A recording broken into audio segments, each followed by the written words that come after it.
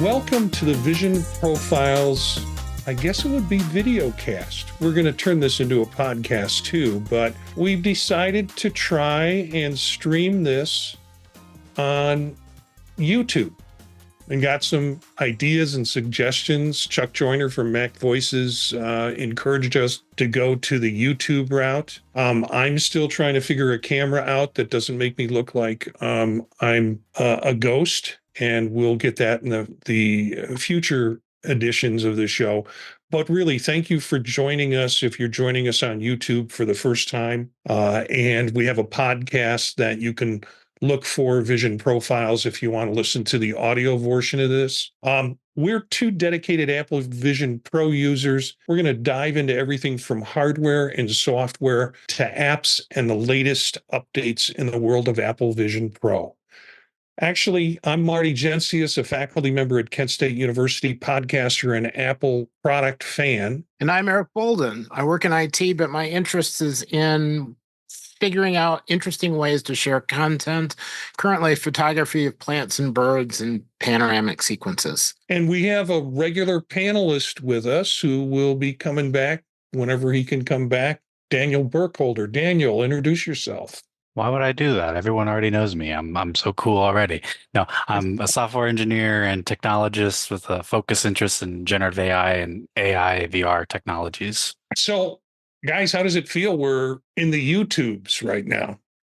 I can't wait for a viral short to go. Well, I guess I said it's already viral, so I can't wait to be part of a viral short. I don't want to wind up on TikTok. I just don't want to wind up on TikTok. But yeah, you're going to do the dance? Yeah, I don't even. Yeah, we got to do a dance to get on TikTok. Well, we got some news to cover. We've got some apps to talk about. And so let's start out with the news of the week. Article came out in 9 to 5 Mac talking about more than 2,500 native apps for Apple Vision Pro. Any surprises there? I mean, that's native, right? So not counting the iPads. I mean, I would just like to know, I'd love to see some metrics on I'd love to see some metrics on the download rates of a lot of these. Yeah. More so than the number of apps. Well, yeah, I'd rather see, like, are people actually downloading them, or is it just a lot of kind of shovelware? I mean, we are kind of in the fart app era, right? Like, I mean, I saw one earlier today that was virtual Spider-Man web shooting, which actually was kind of cool. Yeah, okay. But right, like I'll light that, put that in the shotgun phone, the drink the beer. Right, yeah. We're still in that era, so. But I mean, it's still not to be disparaging of that many, but it's still. It seems surprising because I keep going back to the well looking for new and exciting apps, and I guess they're growing. And I like the fact that they're made for Apple Vision Pro. They're not just apps that they've ported over from iPad or from the iPhone. But I'm still waiting for some more diversity in terms around the app situation. I think that there are a lot of questions that got answered at WWDC, and we're seeing people kind of working through sticking points because the interfaces seem to be a little bit better. When controls are showing up, hand controls seem to be a little bit better. There's more fine tuning on apps. The initial apps that came out, there were a lot that were fairly rough. That might have been just that they didn't have actual devices to work with yet, and we're just doing it in emulation. And then once they actually got physical devices, they were able to go back in and improve things. So I'm seeing not just 1.0 versions, but 1.1 and 1.2. Yeah. It's the article doesn't have a lot of depth to it. I'll admit that. It did point out a couple of interesting apps I think I want to go back and try, and I started to look at them. But there's just not a lot going on yet from that article, other than to announce that there's plenty of apps out there for those folks who are doubters. I do kind of want to know what that web flinging app was. I'll go try to find it and link it in the notes. Okay. Well, it's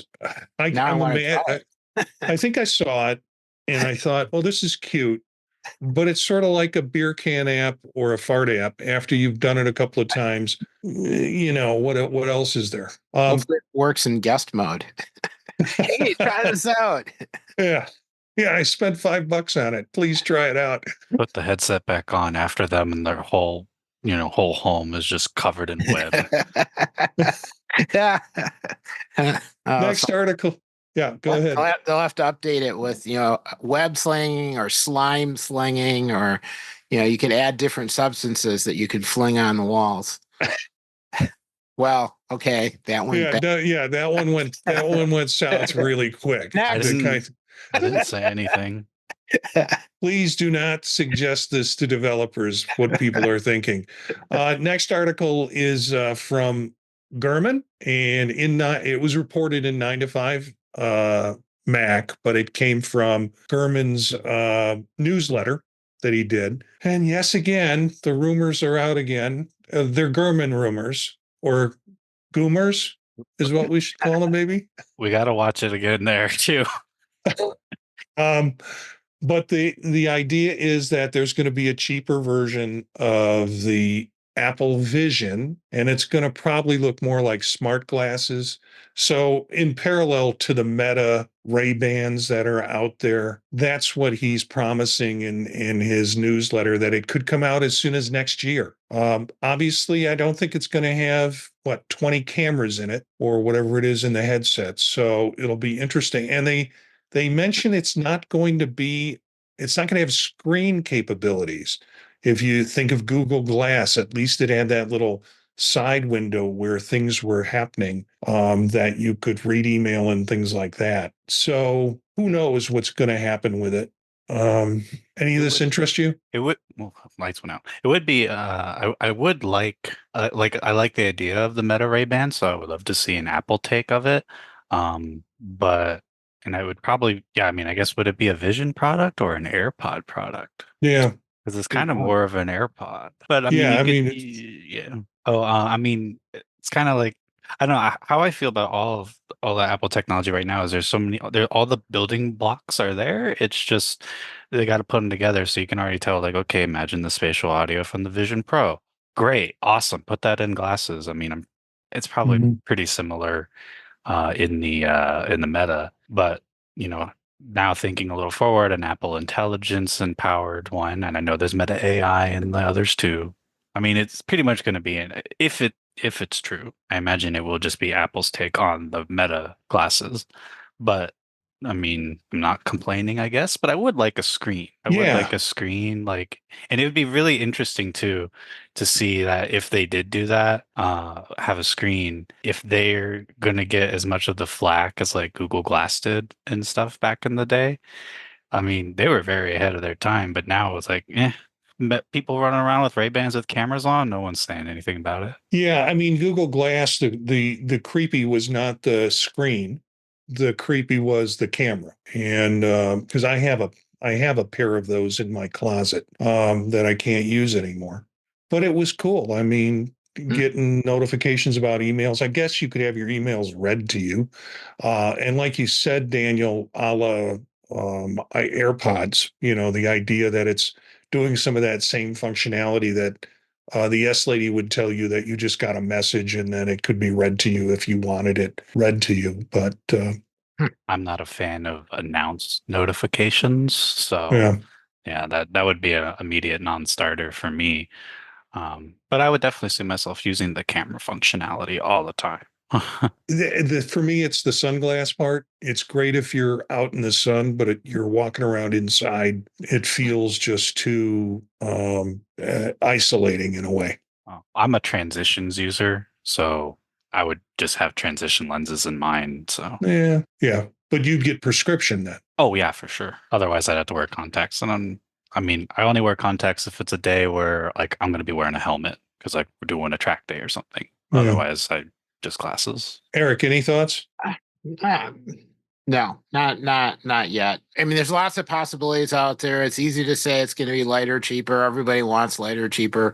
I'm not holding my breath yet. I think there are so many different options, so many different possibilities. I tell you one thing though, I don't expect to see them under $700. Yeah, Absolutely not. yeah, I would see that. And they'll say, here's your under $1,000 Apple Vision that you wanted. Yeah, I could see something around $1,200 and something around 2,400. For glasses? Well, $1,200 for glasses, 2,400 2,400. a cheaper version of the Vision Pro. Okay. Yeah, I can agree with that. 3,500 at the higher end. I think that there will always be something up there. Okay. Next article, and I don't know. I'm hoping you both can help me with this. What's new in Quick Look for Vision OS 2? Was an Apple Insider article, and when I read through it, it said that all this stuff's coming out or happening in Vision OS 2.0. And all of this was announced at WWDC, but the headline makes it sound like something new just came out, and I don't think it's out yet. Yeah, it really does feel like the equivalent of Quick Look on Preview on the Mac, but just in the Files app. I mean, it looks like there are a bunch of APIs for it. So, I mean, I guess probably like if you were, I don't know, browsing, like if you were, oh, okay, no, I get it more. Like, like if you're browsing on Safari, you might hold down, you can kind of load the page in a little preview there. So I'm thinking maybe like that, but for 3D models. Yeah. And that's just kind of explicitly what they're showing, like showing a preview of like an iPhone. So that's what it seems to me. It's just Quick Look, but for 3D models, which makes sense. Yeah, I mean, but I it's the think, whole thing. there's an app, Beautiful Things, which are probably the 3D modeling app that kind of already has that built in. I mean, you click on something and it pulls off the screen, and then you can play with it in a 3D version.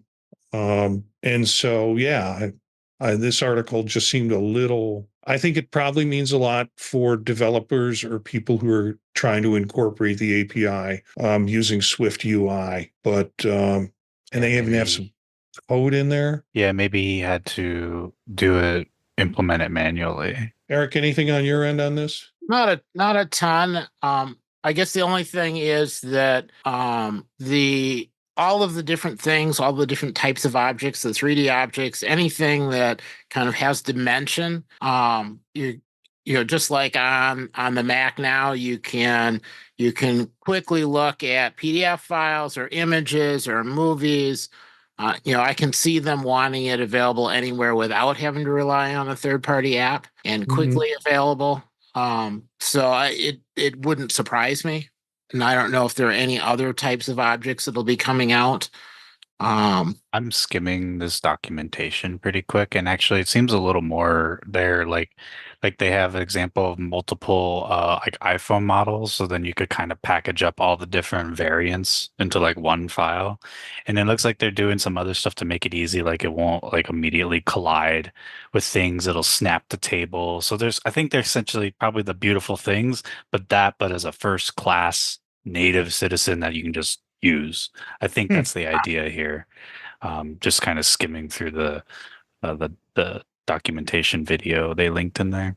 So let's go on to the next article, and I'm putting in the chat and on YouTube the link to the release notes for the OS 2 Beta 6. Now, I'm running developer betas on every device I have. I know. That's very scary to you. Yeah, well. And you're wondering why your camera isn't working right. No, and I can always nuke and pave, Sure. But I haven't had that problem. So I realized that betas are rolling out like crazy.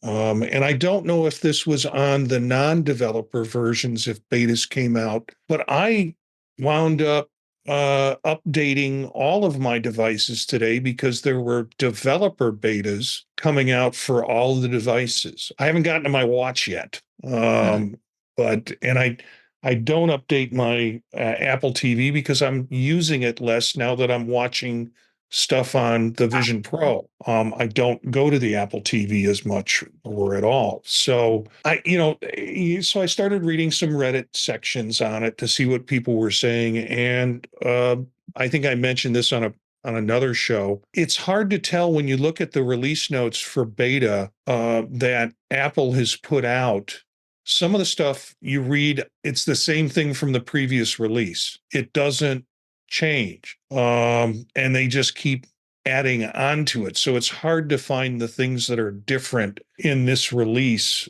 for us to be able to say this is what you'll notice. And I'm not sure you'll notice anything at a beta 6 at this point. Yeah, I just assume they don't update those docs at all. It would, actually what I should do is copy paste all the text and then the next one, copy paste it again and be like, hey, ChatGPT, diff this for me. Yeah, right.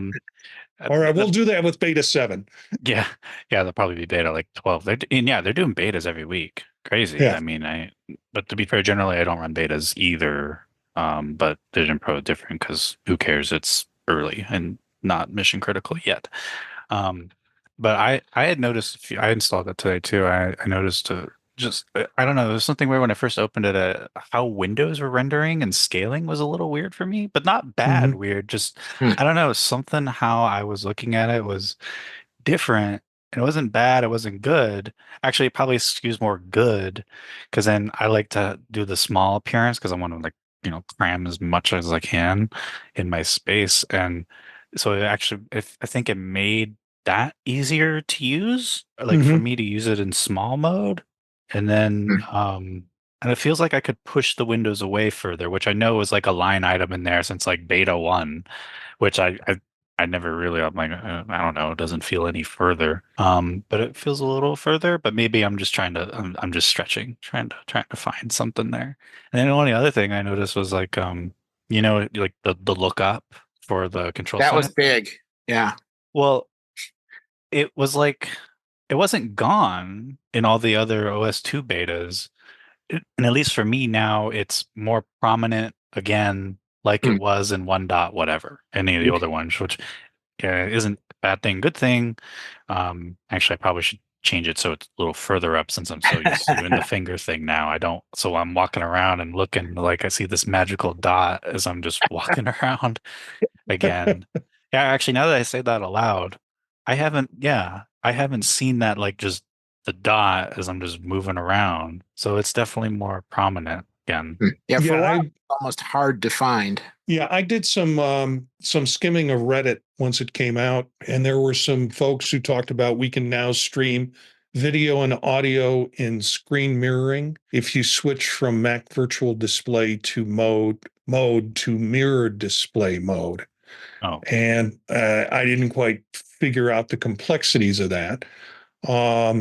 People also said moving my virtual display around seems a lot smoother. And the area pass through around my MacBook keyboard seems fully immersed and bigger. That's what some of the chatter on Reddit is about what's going on with this beta 6. We should probably also mention again what you brought up before, which is if you have set your Vision Pro down, pick it back up again, and then can't get anything to show up, just covering it with the cover for a minute until it says low light, taking that cover off again, press OK, and then the interface all comes back. So you don't have to do what I was doing for a long time until you told me the secret, which was rebooting.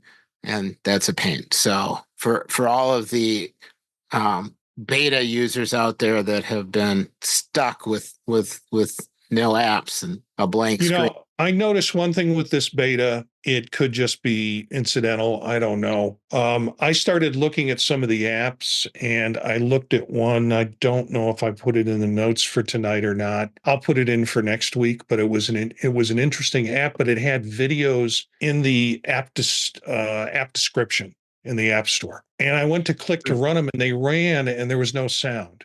And I thought, what's going on here? And so I instinctively went up and turned the sound crown on. And when I touched the sound crown and started to turn it, the sound came on. So I don't know if that's a glitch with the beta or what it could be, but that's something I noticed.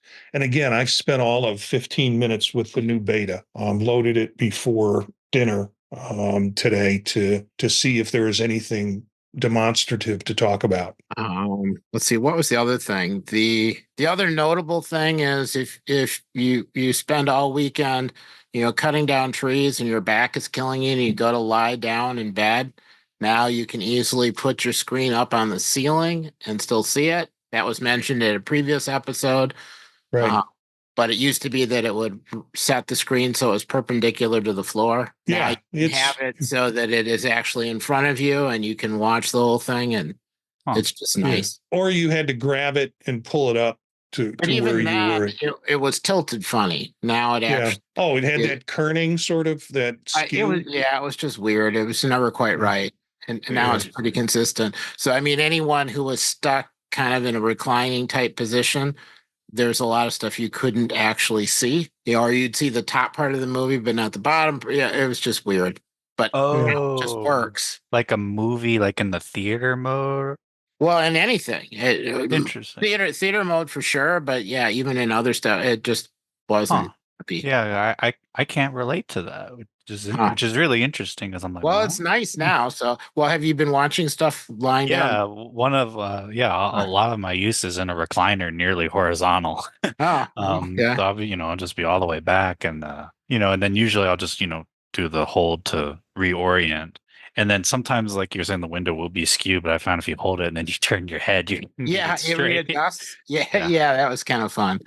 And it's better now than what it was, because for a while it would adjust, but not in a good way. Okay. It seems to line up better now, but I don't think I can watch video lying on my back. So for me, it's the posture and the way my guts are being challenged by gravity. If I'm lying back, it's not like I've ever watched anything on the ceiling of my bed. So I still have that vestibule feeling of lying down, and it would just seem strange to me to watch. Now I slouch and I watch it. I mean, I'm on the couch and I'm slouching. That's a little different, but I just haven't tried to lay down and watch things off the virtual ceiling yet. It's all in how much pain you're in. All right, let's go on to the next one. An article here about there are some games that are coming to arcade. The more retro stuff. Again, this was announced, but it's not there yet. It won't be there till September 5th. So some things like Monster Train Plus and Apple Vision Pro title Puzzle Sculpt is going to be launching in Apple Arcade. And the Puzzle Sculpt is pretty cool. When I've seen it and when I've gone to look at it, it looks like it's going to be a lot of fun in a three-dimensional space. So yeah, they're just trying to get us set up to keep us thinking about how we can use this product in different ways. How much Apple Arcade stuff have you used? None. I'm too cheap. I have Apple Arcade just as part of Apple One. Have I used much of it? Nah. Particularly in Vision Pro, I want to be in an environment that's not flattened and pixelated. So I'm not a big gamer either. So although I've got a game that I found that's pretty cool, we'll talk about later. But yeah, I just haven't done a lot with arcade. That's kind of interesting. I guess I'm finding when I talk to other people that on the Vision Pro in particular, I haven't found anyone who's doing Apple Arcade stuff. I mean, I've got Solitaire and Apple Arcade on my phone while I'm waiting for stuff to happen, but I tend just to have another window open and do something else as opposed to waiting for something to finish. So I haven't tried it yet. So I guess I'll have to do some more experimenting, or maybe I just haven't been able to discover enough different games. I don't know if it's a searchability problem or if it's something else. Because I would think, I pay for it. I should be able to find something. I mean, it might be also just maybe have to do with the phase of the words. The phase in which this product exists in its own life cycle. And that by that I mean, right, like anybody who's making anything more substantial in terms of like a VR or AR game, they are for the most part, broadly speaking, I wouldn't expect them to just immediately hop on the Vision Pro, right? From a business perspective, it doesn't make sense. And that's just one of number of other potential perspectives, and they're, I think more interested in, like your more traditional VR games, which could be Mhm. more of a thing. As there's some VR controllers out in the world for the Vision Pro that are coming to market soon, so that'll be interesting to see if the whole Yeah. VR gaming ecosystem can come into the Vision Pro when that happens. Maybe once that occurs, then you'll have some of those people being like, "Oh wow, I played X, Y, and Z on it. Now maybe I'll consider a more native game." That makes sense. Yeah. So let's go to the next article, and it's a question that I have. Vision Pro emulator brings Nintendo's Virtual Boy back to life, and I guess they refer to it as Virtual Friend. Have you done anything on Nintendo with 3D? That apparently was a product that was not successful and was kind of panned. I But know it, of it. Oh, sorry. yeah, go ahead. No, No. I mean, I know of it. I'm aware of its existence. Never had one. I did download this, but I need to go get some ROMs to try this out. But that'll be kind of cool because I mean, I never, like I said, I never experienced it. Though to be fair, it would have been 4 or 3, so not probably an appropriate toy for a 3-year-old. Yeah, I again, it's more out of curiosity. I think we're seeing, and they mentioned in this article that um, there have been lots and lots and lots of emulators that are coming out now, that Apple's kind of letting into their app store for those purposes. I noticed one of the pictures. I think it's in this article. No, it's not in this article. It's in another article that I'll put up. It's a Gizmodo article where you can actually see someone with a controller. If Oh, you in the picture, that they are utilizing the controller, typical Nintendo kind of controller, I think, to play the game. So what you spoke about, Daniel, the idea of some of these AR or VR controllers entering into the Vision Pro space yeah. is pretty interesting. Yeah, and then that one looks like that looks like a PS5 controller, which PS5, okay. yeah, which I think Yeah, that works tells you well too. how much gaming I do. Which, yeah, which works well for the Virtual Boy emulator because it did have a controller. I do recall that, and actually the controller support in the Vision Pro is really good. Actually, I have mine right here because right before I was playing Elden Ring.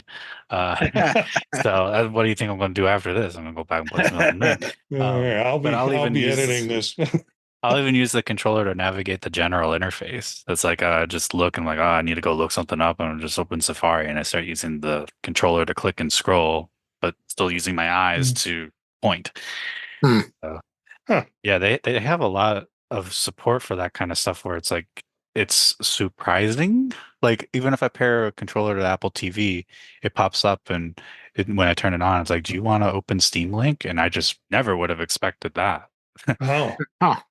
That's kind of interesting. Yeah. so it knows what you like. Yeah.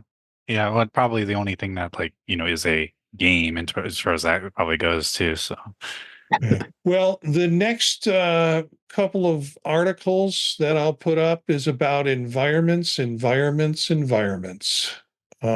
Disney brings 3 more 3D movies and an environment to Apple Vision Pro. What were the Let 3 me new movies? Oh, Well, actually, in the article, they mentioned 4. So I was having trouble figuring if one had already been in there. But the 3 new movies are Avengers Age of Ultron, Ant-Man, and Ant-Man and the Wasp, Hmm. now in 3D versions. Yeah. So what did you think of Iceland for the environment? Me? Hmm. I don't do environments, and it's like make a happy sunny field with flowers in it.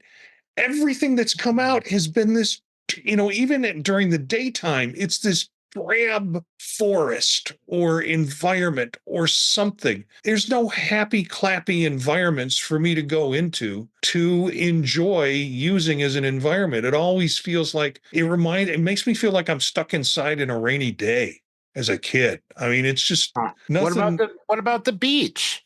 with the palm trees and the ocean coming in. As long as you The keep it problem, in day mode, not night mode. yeah, the problem is I know I'm not at the beach. I've got this thing strapped on my head. So, I'd do that on the beach. yeah. I have a big imprint at the end of the day with sunburn all around it.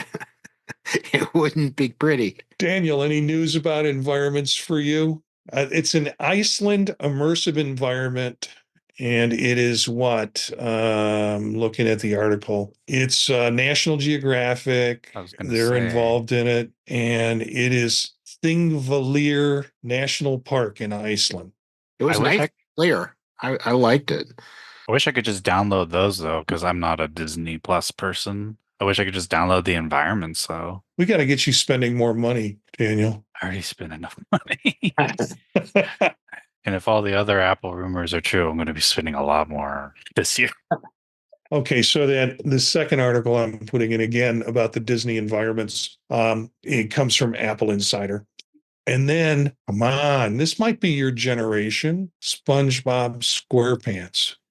It totally is, but also I did not download this. As an And you environment. didn't Really? Yeah, it's an environment. Yeah. Can you actually just download the environment, or is it attached to something else? If it's not attached to something else, okay, I gotta go do it and try to make some memes or something. Yeah, it's in honor of 25 years of SpongeBob SquarePants. You still need Paramount Plus Ooh. because it says available to subscribers. Kind of looks like a PlayStation 2 game, though. Huh. Could be a little better looking, but I guess that makes the cartoony aesthetic better. Well, we know who lives in a pineapple under the sea, and it's not Daniel. No. Since Huh. I have both a Disney Plus subscription because I've got the Hulu package and I have a Paramount Plus subscription, I'll probably download these just to play with them. I guess it's meant to attract adult. I don't think this is like for your 6-year-old to put the headset on and play in. I mean, to be fair, if you put the headset on a 6-year-old, they'd probably just like slam their head into the ground because of the weight. Yeah, I got that. Yeah. Yeah, but they wouldn't go anywhere. You'd know where they were. And you got a free leash with the battery. Ouch. Oh. Okay, Oh, yeah. last Yeah. last two iPad articles, last three articles actually. We got two articles, and Cletus asked because we skipped it last week. He wanted to hear more about this article about the Waterfield backpack, and I put it in the list last week, and we just jumped over it, and that was okay. But Cletus said you got to talk about it. I cannot. I don't know what do you carry your Vision Pro in? So I did just do a trip where I did have to carry it. Oh, we're on video. I'll show it. But it was a cheap, I think it's that cheap, very common. You see like the U Carlos case. It's like 30 bucks, little small Right. guy. And I just put that in my regular backpack, which is fine. I like this bag, but what I don't like about it is that it's dedicated Vision Pro. That's what I don't like. Like if they made that as an insert for a backpack, which isn't uncommon in cameras. And I was actually thinking like, I'm going to go look at camera bags because you'll find camera bags that do the same thing all day. And so I was like, okay, well, what if I started looking at camera bag inserts and the same padding, adjustable, whatever. Yeah. That'd be nice. But personally, I wouldn't buy a whole backpack just for it. And it feels kind of like they could have done more with this one, like with respect to the main compartment after the Vision Pro. Because yeah, just like what do you do if you don't like this bag kind of starts to become useless if you don't use a Vision Pro anymore. That's why I'd rather have an insert because then at least it's not the whole bag that's like useless. Yeah, right now I've got the Apple Marshmallow bag because I got a deal on it. And then when I carry it around, I actually put that bag inside a Land's End canvas bag. And that leaves enough room that if I want to, I can put keyboards and trackpads and other cables and, bunches of other crap in the pockets. And when I zip it all closed, it does not look like I'm carrying around something you want to steal. It doesn't scream, hey, grab me. Yeah, it's actually kind of a good point because like camera bags often do the same thing. So yeah, actually you're right. Yeah, if I'm driving myself someplace in a car. Like on this vacation, I took my Vision Pro with me and I put it in a big canvas like carrying bag. And I put a bunch of things on top of it. So it was in the back of my car, which you can't see through the windows anyways. But it was covered that way because that marshmallow case is a dead giveaway. You're not carrying, you're not carrying your child in it.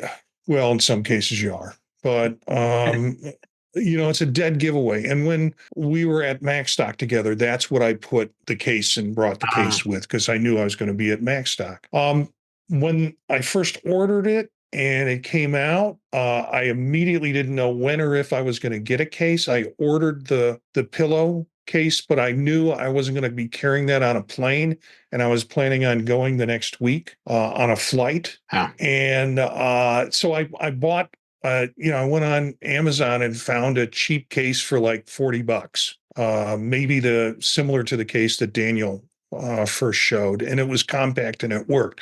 What I liked about it is I don't do backpacks. I'm real broad shouldered, real big. And so a backpack seems, and then having to carry some other case with me. So I do over the shoulder bags, and I wanted to find a case that I could put in an over the shoulder bag and have that as one item that I'm carrying onto a plane, get on the plane, put my over the shoulder bag up, pull out the Vision Pro case. And so I went with one of those smaller, more portable, cheaper bags.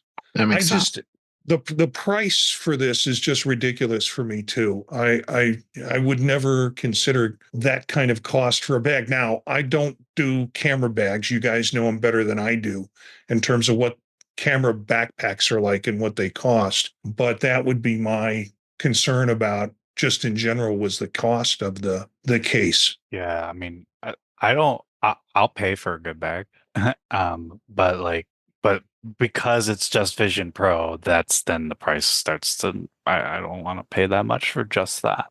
But and I'm looking at it again more closely. I would, if I really found myself commuting such that was like my commute kit, like I was always taking that every day, I guess I could see myself getting it, honestly. But well, if that is somebody's every day, please let me know, because I mean, come on the show.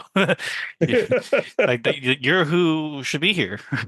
Yeah. I also invested because the chatter was all around the Spigen case, which is much cheaper than the Apple $200 case. So I purchased one of those. Haven't really used it because it's too big for me to put into a case to carry on a plane with me. And when I'm driving, I've got my own Apple Vision Pro, Apple version of the case. At some point, I want to find a waterproof case because I want to take my Apple Vision Pro canoeing. And I'm not quite brave enough to just stick it in the bottom of the canoe and hope.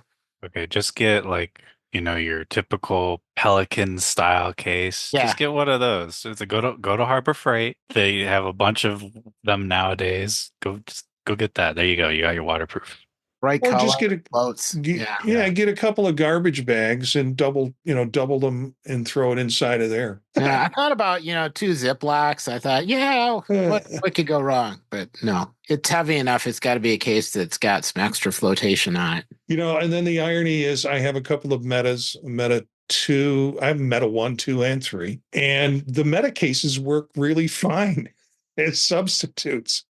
Again, but I'm looking for that compactness that Daniel kind of showed in the case that he had, and I'll treat it gingerly and I'll have it within another layer of protection in my over-the-shoulder bag. But the next week we hear about their new design of a Waterfield designs a shield case. It offers more sensible Vision Pro protection than Apple's travel case. I don't know how it's smaller. It's more compact. The thing that you got to say about the marshmallow case of Apple is that it's pretty sturdy. And I just don't imagine a soft-sided case, as this article says, providing more sensible protection. It's cute. It's pretty. It's small. It's got a leather top with a zipper on it. Yeah, the only thing I like about this one is it comes with the fitted I mean, it really does look about the same size as the small Quest one. Right. But what I like about what that has is it has the shaped Yeah. pouches for the other stuff. Because like when I get it all in here, I'm just cramming it all in here, having some nice shaped Structure. yeah, the structured bags inside of the bag would be nice. Yeah. Well, Is it $2 nice? I don't I know. take the little drawbag insert out of my Apple Vision Pro case from Apple and use that as a ditty bag for the smaller case that you have. I just realized I have a bunch of really small Crown Royal bags. Maybe that'll work for me. Yeah, I think there's a little bit more push on what you're seeing in this that I don't know what you call it, oblong jelly bean shaped kind of case that's in there. Kidney bean? I don't know. Yeah, So I'm kind of pinto waiting. bean. I'm waiting for a case or a backpack that would let me take the Vision Pro, an iPad, and a mini, and enough room that I could put a battery in. You're at like a 5 liter like sling bag almost. It's close, but if the mini does get a redesign and is closer to the size of an Apple TV, then there's enough possibilities. Mac Mini. I was thinking iPad Mini. Oh no. Yeah. Right now I like the larger iPad. And then that would let me have access to a Mac, all the Mac software and everything from the Vision Pro. I could carry it along, plug it into my Milwaukee Tools outlet, and have everything power up, run, and have all my windows and everything else. There's a guy in one of the Vision Pro Discords who has a whole jig to do just that and play VR chat.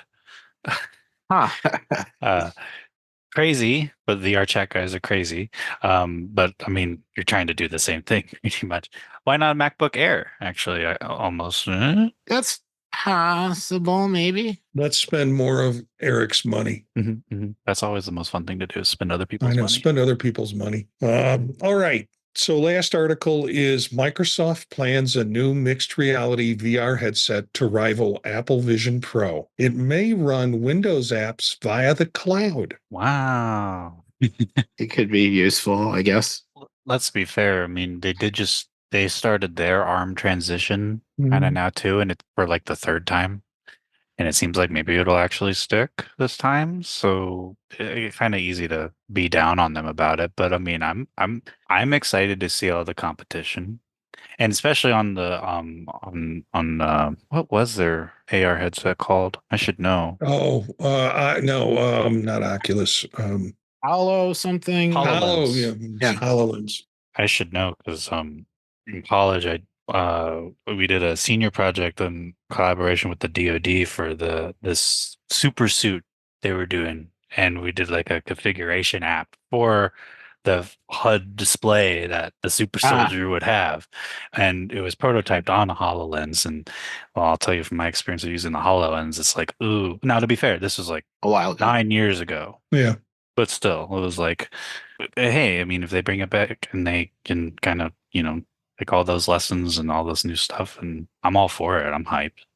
Well, they talk about they're setting aside orders for hundreds of thousands of micro OLED displays for the new VR headset. The reportedly focus on content consumption such as gaming and movies, but not the metaverse. And then they're working on bringing full desktop apps, Windows apps, to mixed reality via the cloud. And I'm just not sure about running apps through the cloud.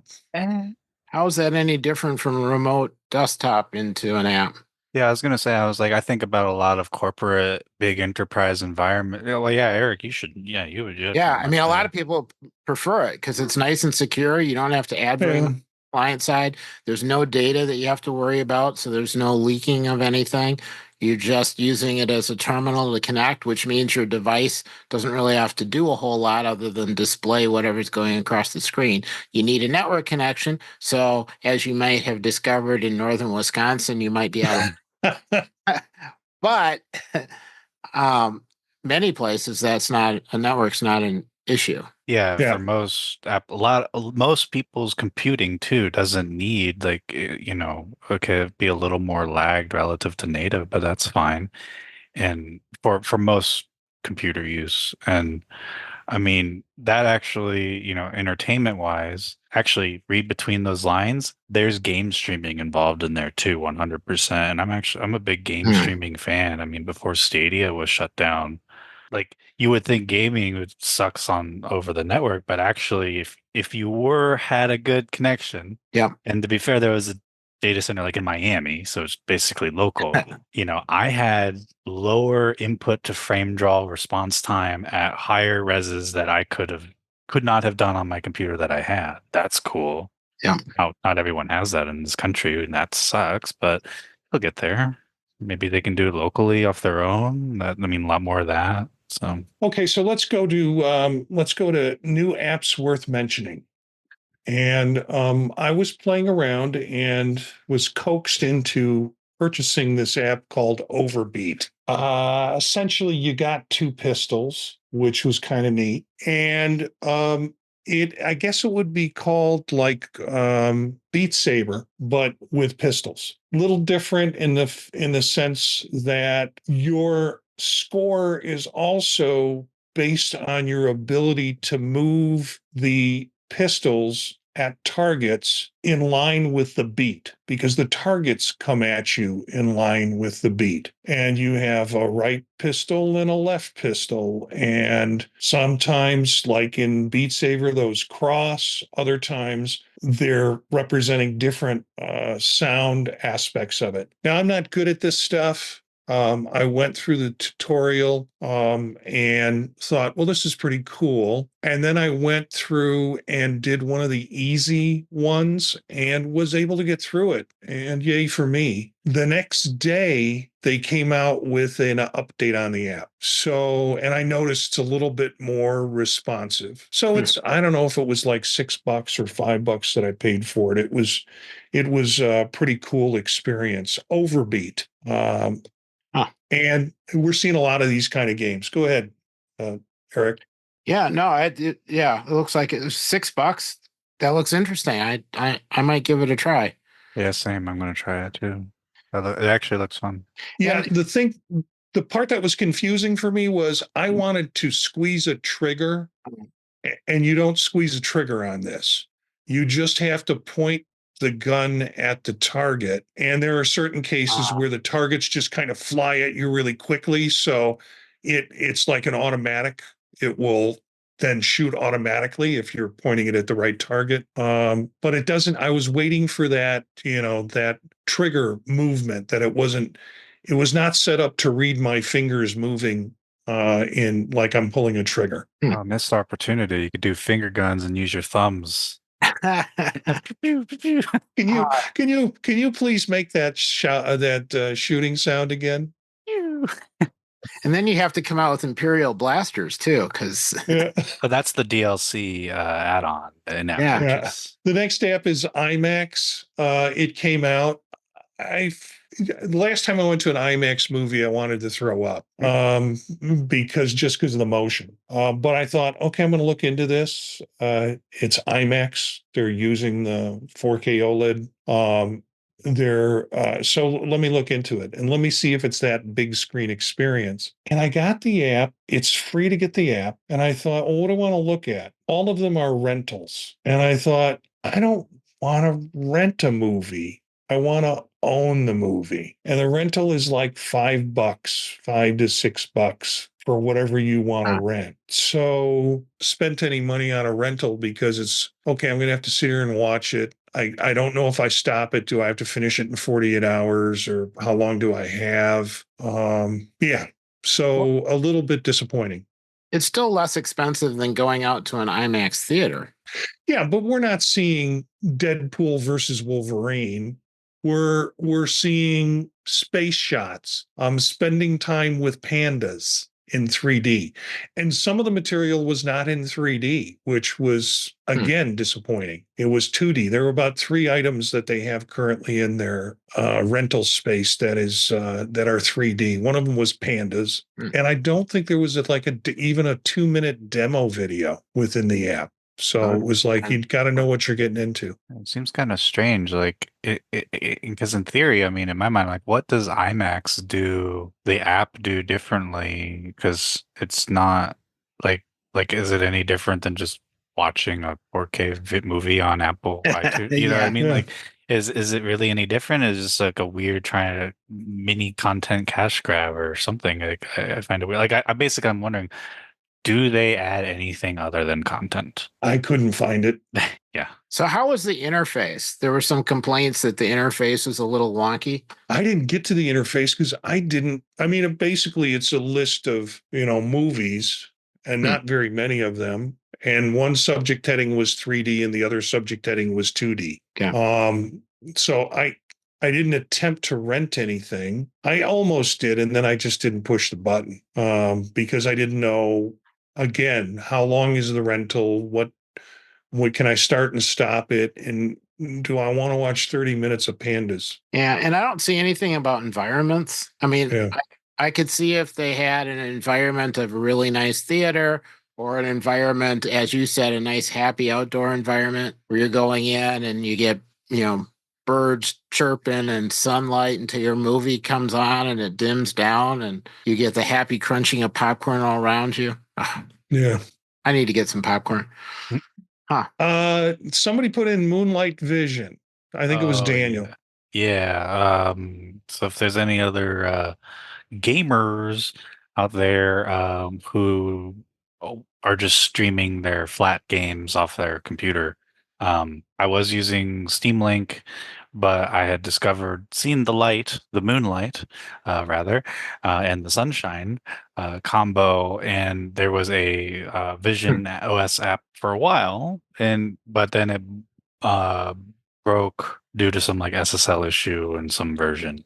It's been like 8 weeks or so, and they finally seem to have gotten around to resolving it. So I was very happy today to find that out.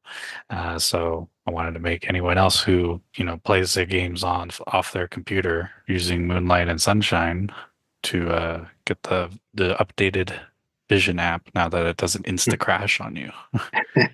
And finally, you put in and I'll put this again in the podcast show notes, the spatial web shooter. Yeah, I found it. So we can all be spider people. When I was growing up, like silly string, like in cans, aerosol cans. Right. There was definitely Spider-Man toys where it was basically mounted on a glove and then you get in real life. So it's like, actually, I should get this just to relive that for 10 minutes. But still. Oh, it looks like it's stretching. You can pull on it. Oh man, Yeah. I still have to get. All right. Actually, I'm more interested what the big tower fan is in their room. Actually, that's a huge fan. Oh, you mean in the app, what you can see? In the app video. Yeah, that's more interesting. Yeah. Well, if it was a fan, it would be cool if like you could shoot web at it and then the fan would start to either slow down or pull it or. You just identified the real use case for the Internet of Things. Smart Bluetooth in the fan, and you can make it slow down once you sprayed web. Oh, yeah. Oh, yeah. Oh, I just don't think like you think, Daniel. That's creative. Yeah. Things come out of my mouth and they're really not intentional. Unfortunately, but I'm glad you make intention out of them. I appreciate that. Well, fortunately, somebody's going to take me seriously and do it. Yeah. Yeah. Just go out and buy an Apple Vision Pro and you can control your $24 fan with web shooter. I don't almost think about that. Huh. Yeah. Well, we're rolling down to an end. This is our first YouTube version. I will get off of this and chop the garbage off the front, try to put a title piece in it and get it set to go, and then strip down the audio for the podcast so we can have that audio version of the process too. Chuck Joyner joined us in the chat room a little bit from Mac Voices. Eric and I are working with him on a project called Vision Pro Focus, where we look at topical areas around Vision Pro, not like this sort of news weekly news magazine that we do with this podcast and video, but it's an interesting show. Last time we talked about the social aspects of it. I think we need to do entertainment next because that's such a big element in it. And but we'll probably have another episode of that come out in 3 weeks or so, I would imagine. Thanks for Chuck for joining us tonight in the chat room. Thanks to Cletus, who's in there, who was on the show the last episode, and so he's joined us in the chat room with this episode, and that's kind of cool to have him along as part of the process on our Maiden Voyage on YouTube. We have another 16 episodes before this. If you're interested and you haven't seen us or heard us, you can find that on any podcast client that you use, Vision Profiles Podcast, and you'll be able to listen to previous episodes if you like. And we'll continue to do this in 2 platforms as long as I can figure it out, as long as it works. And I'll try and get myself a better camera setting in future shows, a much clearer camera setting. And so I'm going to have to switch that out. But we're still working the kinks out. So we appreciate you being along for the ride on this. Thank you for tuning in. We'd love to hear from our listeners. If you have any ideas or want to join in an episode, email us at visionprofilespodcast@gmail.com. Our bumper music is Free Jazzy by Steve Combs, courtesy of the Free Music Archive. Thanks to Eric. Thanks to Daniel for being here with us for this. You can learn more about the Vision Profile Podcast on our website, visionprofiles.info, and all of our available podcasts on the podtalk.net. Spread the word to other visionaries. Thanks for listening and watching, and we'll see you next time.